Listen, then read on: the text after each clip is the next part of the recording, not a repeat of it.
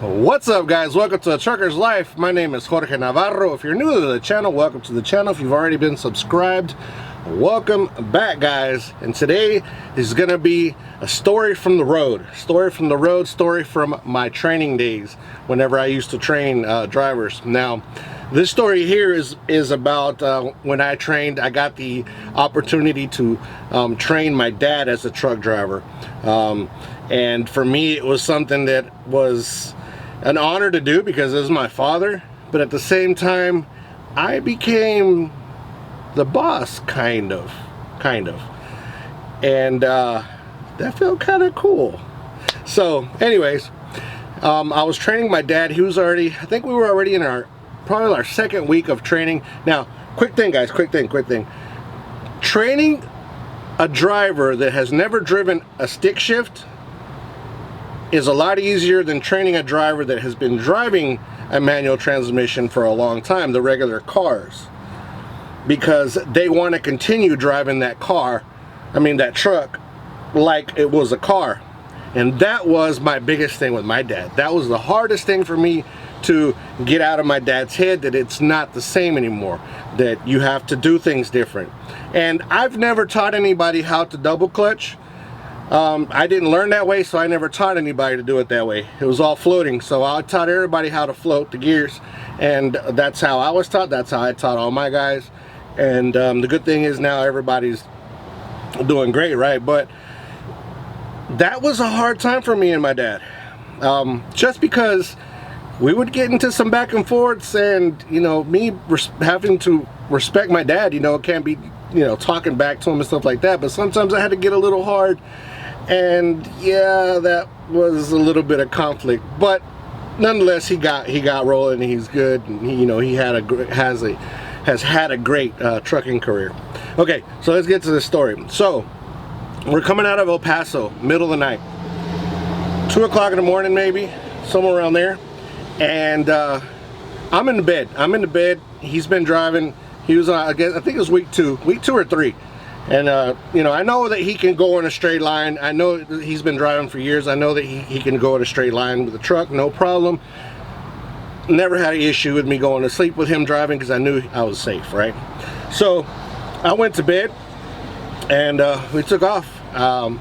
He was driving, and about 2 hours in, I don't remember the mile marker really, but like about two and a half hours in, I think right before where 10 and 20 split, coming east, he calls out my name. Like, he just calls out my name, and he calls me Jorgito, which is George, like, I don't know how to explain it, but he called me, that's what he called me. He's like, Jorgito, algo pasó. And I'm like, and I wake up, I'm scared, I don't know what just happened. So I'm on the top bed, I jump down, and all of a sudden I look around, and we're stopped in the slow lane in the middle of nowhere, and we're stopped. And I'm like, what's wrong? He's like, I don't know what happened. I saw something run across the road, and all of a sudden the truck quit running, the brake lights came on and lost all the pressure, and I can't move. And I'm like, Dad, we're empty. Put the thing in gear and just drag the trailer. As long as we can get off the road, who cares what gets damaged as far as tires? Let's just get off this road. So that's what we did. I got in the driver's seat, I put it in gear, and I drug the trailer off onto the onto the shoulder, right? So cool. We're there, put out our cones, make a phone call. It's gonna be a couple hours before they get to us. So there's nothing else we can do. I just asked my dad, what did you see? He said, I don't know. It was like a black shadow that went across, and next thing you know, the brakes, it locked up.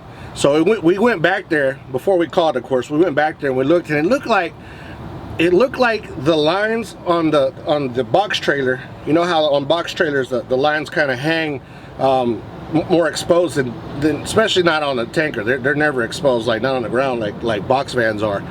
And it looked like somebody came with a razor blade and just like a perfect slice, both the lines, just perfectly sliced both of them.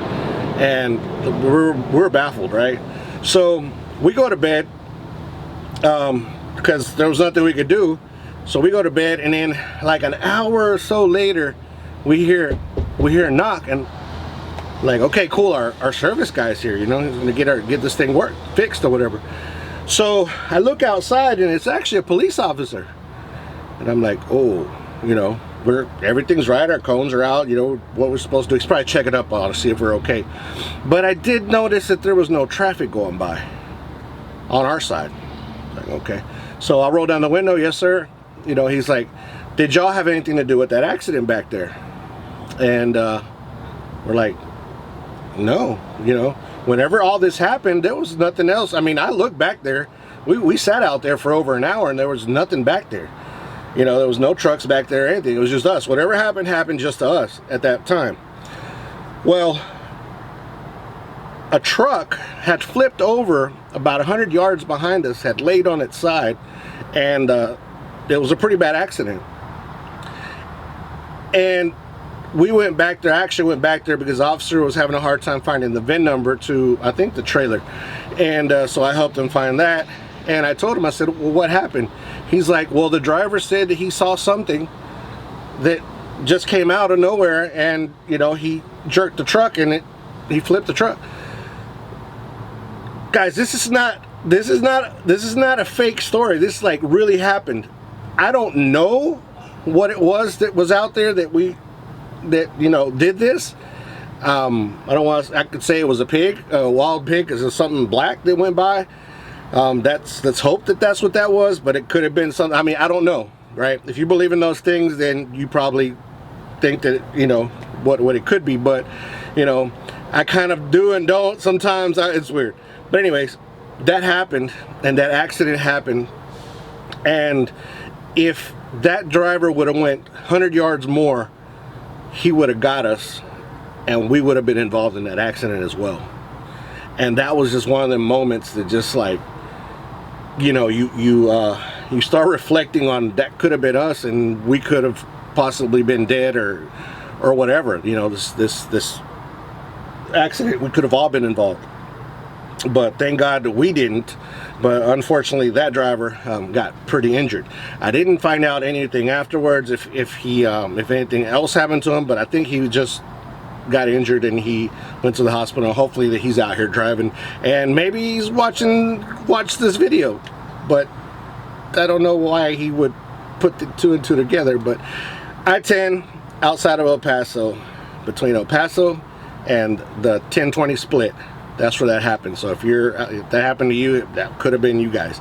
And that was probably about 14 years ago or more. No, about 14 years ago is when that happened. So that was just one of those things. And you got to think quick in situations like that, because if we wouldn't have gotten off the road, you know, who knows who else could have came behind us in the middle of the night and could have hit us. You know, we had our flashers on and stuff like that, but, you know, well, back then distracted driving wasn't as much, you know, because we didn't have all the cell phone, all the technology. But at the same time, we did have people that were, you know, falling asleep, because that area is well known for a lot of accidents, because there's just nothing out there. You just driving, there's nothing out there. There's a bunch of deer, but that's about it. So you know, that was crazy. That was a crazy moment. And my dad, I'd never seen him, you know, like that before. He was just like pale, and you could see that his knuckles were white, solid white, when he was holding on to the steering wheel still. And it was just one of those crazy instances where you gotta step in. You know, he's already, you know, nervous and all that stuff, and you gotta step in as a trainer. You gotta take over that truck, and you got to do what you got to do to get that thing off the road safely. Guys, it doesn't matter if the equipment gets tore up, as long as you can get off the road where somebody like yourself or you know, somebody else is not going to get killed. That's the ultimate goal, right? And another thing we also did was we disconnected the truck from the trailer, and we moved the truck forward a good maybe 10-15 feet away from the truck, and we got it more over into the, we were in the middle, we were actually in the dirt and the shoulder. So we got as far enough and safe enough, I think, that we, you know, in an impact, I don't know, maybe it could have been worse, because you know, the truck hit the trailer gets launched, hits the truck. There's no really good scenario to it. Just try to get as safe a way as possible, and hope for the best, and hopefully help comes quick and you can get back on the road. But it took us, we were there for about 6 hours until help actually arrived, because they had to come from El Paso. They came from El Paso, and then they found out what was wrong with it. Then they had to go back to El Paso to get the parts and then come back. So it was a back and forward thing, and it took a long time. But luckily we got off the road. Luckily we got, the truck got repaired, and we got back on the road and got home safe. And that was the main goal, to get home safe, right? It always is. But hope you guys enjoyed this story of me and my father. It was it's been amazing to be able to share this profession with my father. And he made it. He turned this, you know, he was a person that's always saved a lot of money. It's always been good at saving, and he went from a $250 a week job to a $1,000 a week job at that time, because we were hauling plants. We were making real good money, and his life just turned around. It's just so easy that your life can turn around. You just got to find the right place. Have I found the right place? Maybe not, but I don't know. We're trying. But anyways, guys, hope you guys enjoyed this video. Hope you guys enjoy these little stories, and if you do enjoy them, smash that like button and give us a comment, guys. Don't forget to share these videos and subscribe. I know I don't never say this type of stuff, but you know, it helps me out a lot, especially those likes.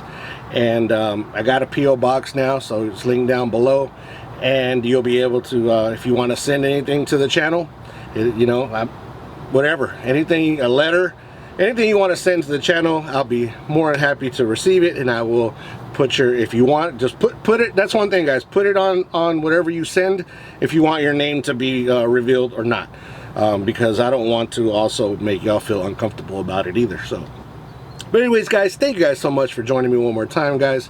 Anybody contemplating suicide, please don't do it. 1-800-273-8255. Military men and women, thank you so much for everything that you've done for us in this country.